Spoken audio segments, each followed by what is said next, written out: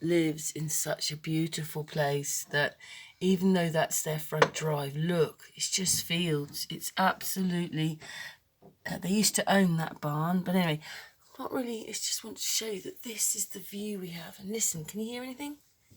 Nothing. It's lovely.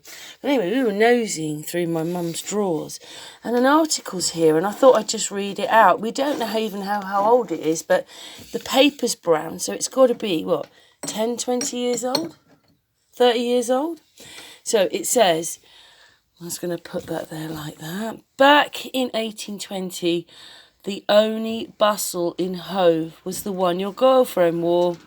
The population was about 300. In 1820, the population was about 300. What's that say? Green fields and acres of daisies separated it from Brighton and Peacehaven. Oh, and Peace Range, sorry, get it right, Karen. When in 1824, the population explosion.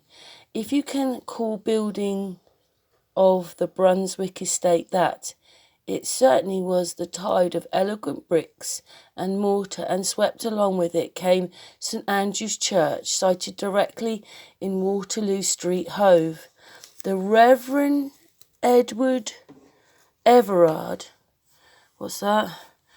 Perpetual curate of the Chapel of Ease in Cannon Place, owned the land in Waterloo Street. Work started in 1827, and a year later, the first part of the church was ready for its first congregation. So that's not that long ago then, is it, Mickey? The architect was Charles Barry, later to be knighted among the architectural work. He could claim St Peter's Church, Brighton, and part of the Houses of Parliament. Wow. St Andrew's was a more down-to-earth affair, though. The original church was just the nave of today's building, and it was a square preaching house typical of the times. Mr Lincoln, an organ maker to the King, fitted St Andrew's out with a suitable spiritual melody maker. Mr Everard got his rewards for his Christian work through the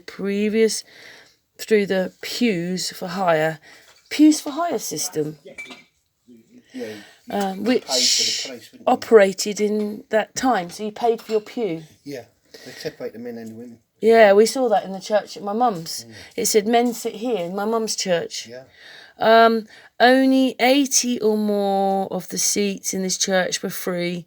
The rest went to the biggest bidder, often at auctions. Wow. Did you ever know that, everybody?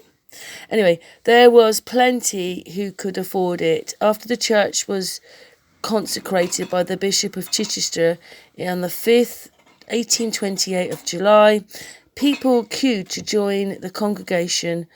One Sunday, the church was reported to have had three dukes and duchesses, Queen Victoria's aunt, and a regular visitor, not to mention the Duke and Duchess of Cambridge. The old Duke was deaf and liable to make loud comments mid a sermon. The Blue Bloods have gone now, and no one would pay for a seat. Whether Mr Edward would regard this as an improvement, we'll never know. Wow, that was a bit interesting, wasn't it? Anyway, what do you make of that then? That's an old article found in my mum's drawer about Hove and Brighton.